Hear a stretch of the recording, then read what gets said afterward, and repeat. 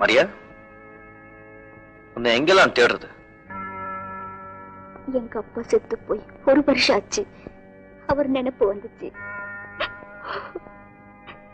என்ன தன்னன் தனியா தவிக்க விட்டுட்டு போயிட்டாரே. ஒன்னும் துவைக்க விட்டுட்டு போல, என் கையில ஒப்படைச்சுதான் போயிருக்காரு. சரி, நான் இருக்கப்ப நீ கவலைப்படுற? சரி வா, உனக்காக 2 இடத்துல வீட்டு வேலை சொல்லியிருந்த, இன்னி வர சொல்லிருக்காங்க. கிளம்பு.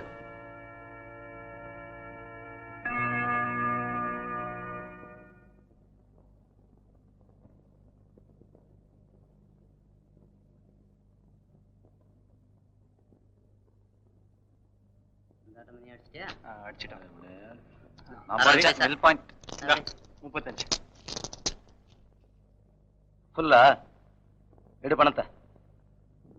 அப்புறம் என்ன? அப்புறம் கொடுக்குறேன். அப்ப எழுந்துரு. ஏற்கனவே ஒரு ஃபுல் பணம் பாக்கி இருக்கு. அதுக்குதான் இந்த மாதிரி ஓசிக்கிறாக்கெல்லாம் சேர்க்க கூடாதுன்னு சொல்றது. இன்னும் 2 ஆட்டம் ஆடுறப்பா. ஜெயிச்சுட்டு அவன் படத்தை கொடுத்துடுறேன். ஜெயிக்கிற மூஞ்சிய பாரு, சோமாரி. எந்திரா முதல்ல. என்ன இருந்தாலும் அவன் அண்ணன் தானடா. வாய கழுவுடா. யாருக்கு யாருடா அண்ணன்? 2 பேரும் ஒரு அம்மா வயிற்றுல தான் பிறந்தீங்க. நான் ஒரு அப்பனுக்கு பிறந்தவன், இவன் பல பேருக்கு பிறந்தவன்.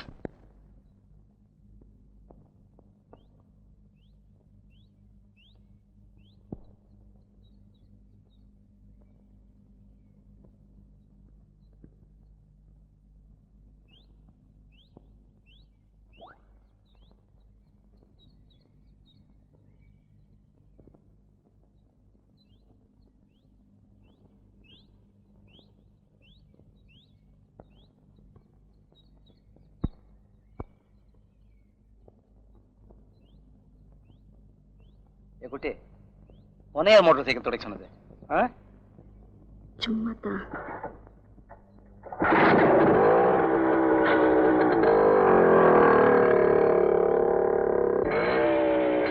எவ்வளவு தூரம் என் பின்னால வருவேன்?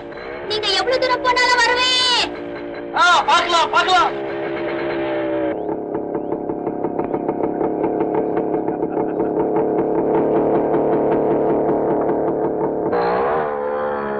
Very good.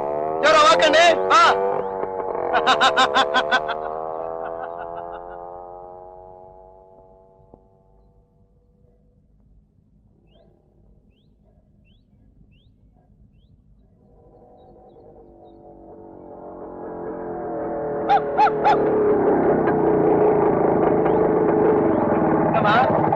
என்ன நின்னுட்ட? என் வேகத்துக்கு உன்னால தாக்கு பிடிக்க முடியாது. என்ன உனக்கு பிடிக்குமா என் மோட்டார் சைக்கிள்? எது ரொம்ப பிடிக்கும்? என்ன விடுங்க. என்னடி நழுவு பாக்குற? கல்யாணத்துக்கு முன்னால என்ன தொடக்கூடாதுங்க. கல்யாணமா? எனக்கு பெண்களை பிடிக்கும், ஆனா கல்யாணம் பிடிக்காது. என்ன பிடிக்குமா? ஓ, வப்பாட்டியா வரியா?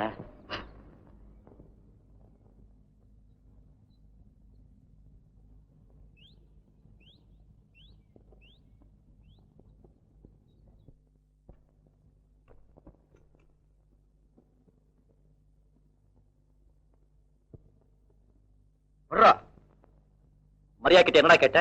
என்னடா பெருசா கேட்டுட்ட? வழக்கமா எல்லா பொம்பளைங்கிட்டையும் கேட்கறதான் கேட்டேன். வப்பாட்டியா இருக்கேன்னு கேட்டேன். அதான் எப்படி கேட்பேன்னு கேட்கிறேன். கேட்பேன். ஊர் பட்ட குட்டிகளுக்கெல்லாம் நீ என்னடா வக்காலத்து? ஏய், மரியா கிட்ட ஏதாச்சும் தப்பா நடந்துகிட்ட எலும்பு நுறுக்கி புடுவ படவா? அடச்சி, அவதான்டா என் பின்னாலே சுத்துறா. பேசாம அவளை கல்யாணம் பண்ணிக்கடா. கல்யாணமா? கல்யாணம் என் அகராதுல கல்யாணங்கிற வார்த்தையே கிடையாதுடா. அப்ப ஊருக்கு ஊர் ஒப்பாட்டி தான் வச்சுக்குவியா? ஊருக்கு ஊர் என்ன, தெருவுக்கு தெரு வச்சுக்குவேன். என் உடம்புல தெம்பு இருக்கு, தூக்கி எறிய பணம் இருக்கு. இன்னைக்கு வரியான மரியாதை கேட்டேன், நாளைக்கு கமலாவை கேட்பேன், ஏன் கல்ல பார்த்தா கூட கேட்பேன். ஆனா ஒண்ணு, அப்பம் பேரு தெரியாதபடி குழந்தைகளை பெத்துக்க மட்டும் நான் யாரையும் விட மாட்டேன். போடா. ஏய்.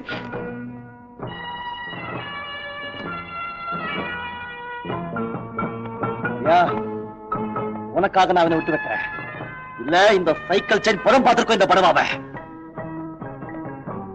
பாப்பலாம்.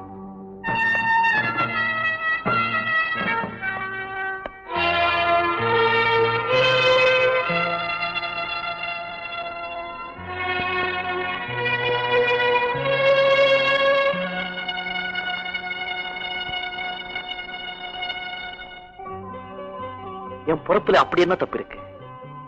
அப்பம் பேரு தெரியாதவங்கிற பட்ட பேர் தானே. அதுக்கு யார் பொறுப்பு? நானா? இதெல்லாம் அடிக்கடி நினைச்சு பார்ப்பேன். சின்ன வயசுல என்னோட ஆரம்பமே சரியில்லை.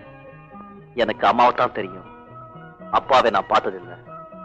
அப்பா யாருன்னு அம்மாவும் சொன்னதில்லை. நான் தான் அப்பா சொல்லிக்கிட்டு யாரும் வந்ததும் இல்லை. ஆனா வீட்டுக்கு எத்தனையோ பேர் வருவாங்க. அம்மாவுக்கு இத்தனை உறவுக்கார ஆம்பளைங்களான்னு ஆச்சரியமா இருக்கும். கொஞ்சம் கொஞ்சமா தான் புரிய ஆரம்பிச்சது. அம்மா ஒரு மாதிரி வர்ற ஆம்பளைகளை கவனிச்சுக்கத்தான் அம்மாவுக்கு நேரம் இருந்துச்சு. நான் அனாதை மாதிரி ஒரு ஓரத்துல கிடப்பேன். அப்புறம் ஒரு நாள் எங்க அம்மாவுக்கு கல்யாணம் ஆச்சு. அப்புறம் எல்லாம் ஒரே ஒரு ஆம்பளை தான் வீட்டுல இருந்தாரு. அவரை அப்பான்னு கூப்பிடுவோம்னு அம்மா சொன்னாங்க. அப்பா வந்தாச்சு. இனிமே என்ன பிடிச்ச பீடையெல்லாம் விட்டு போச்சுன்னு நினைச்சேன். அந்த ஆசையிலையும் மண்ணு விழுந்துச்சு. ஒரு தம்பி பிறந்தான். அவனை தான் விழுந்து விழுந்து கவனிச்சுக்கிட்டாங்க. பழையபடி எனக்கு தின்னதான் ஆயி போச்சு. அந்த தம்பியை மட்டும் பள்ளிக்கூடம் அனுப்புவாங்க. என்னை எடுபடி வேலையெல்லாம் செய்ய சொல்லுவாங்க. என்னையும் பள்ளிக்கூடத்துக்கு அனுப்புங்கன்னு அவரை கேட்டேன். அடியும் வதியும் ரொம்ப சாதாரணமா போச்சு. பொறுத்து பொறுத்து பார்த்த. ஒரு நாளைக்கு எதிர்த்துக்கிட்டேன். குனிய குனியத்தா எல்லாரும் குட்டுவாங்கன்னு அப்பதான் புரிஞ்சது.